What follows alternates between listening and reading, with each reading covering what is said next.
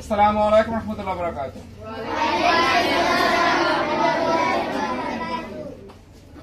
এখানে উপস্থিত আমার প্রিয় শিক্ষার্থী ও সম্মানিতা সহকারী শিক্ষিকা, স্বাধীন স্কুল অ্যান্ড কলেজ, সকল অভিভাবকের দৃষ্টি আকর্ষণ করছি, স্বাধীন pre cadet school and college 2026 সাল থেকে আমরা কিছু নির্দেশনা দিয়েছি।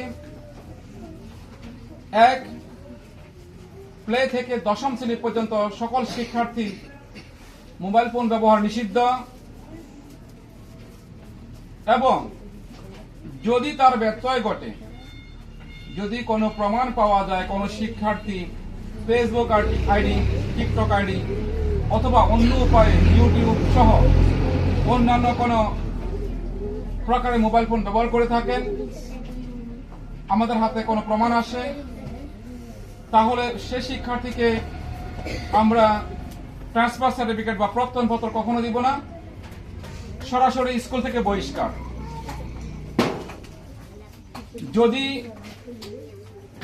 কোন শিক্ষার্থী উচ্ছৃঙ্খল বা স্কুলে বিশৃঙ্খলা সৃষ্টি করার ইচ্ছা থাকে, তাকেও আমরা প্রত্যয়নপত্র বা ট্রান্সফার সার্টিফিকেট দিব না।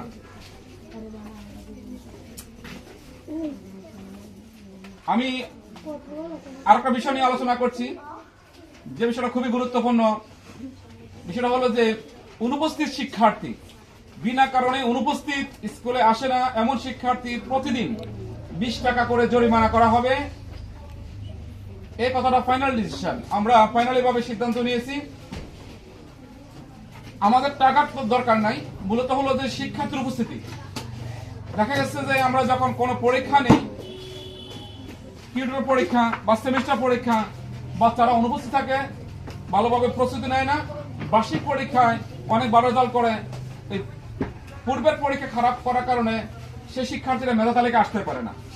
সেজন্য আমরা জানুয়ারির 1 তারিখ থেকে, আমরা 2026 সালের জানুয়ারি 1 তারিখ থেকে আমরা সিদ্ধান্ত নিলাম যে অনুপস্থিত শিক্ষার্থীর 20 টাকা জরিমানা। এটা ফাইনাল ডিসিশন, এটা কাউকে ছাড় দেওয়া হবে না। যদি কোনো শিক্ষার্থী অসুস্থ থাকেন, স্কুলে আসতে পারে নাই, তার জন্য আমাদের ডাক্তারের সার্টিফিকেট, গ্রামের কোন ডাক্তারের সার্টিফিকেট হবে না।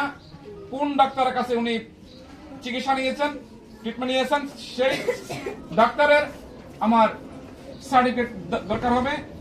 কোন কারণে, কোন রোগের কারণে সে স্কুলে কতদিন আসতে পারে না, তবে তারা 20 টাকা করে জরিমানা মুকুব করা হবে। আদারওয়াইজ কোন ধরনের যদি এভিডেন্স বা না দেখাতে পারে, তাহলে প্রতিদিন করে তার 20 টাকা জরিমানা হবে, এবং এইভাবে 10 দিন অপেক্ষা করা হবে। তারপরে তার ভর্তি ক্যান্সেল হয়ে যাবে। এবং আমি আবারও বলি, এর কারণে তাকে প্রত্যয়নপত্র বা ট্রান্সফার সার্টিফিকেট দেওয়া হবে না, সরাসরি তাকে বহিষ্কার করা হবে স্কুল থেকে। আমি আশা করি আমার এই কথাগুলো সকল অভিভাবক শুনবেন এবং তার কার্যকর ভূমিকা পালন করতে সক্ষম হবেন।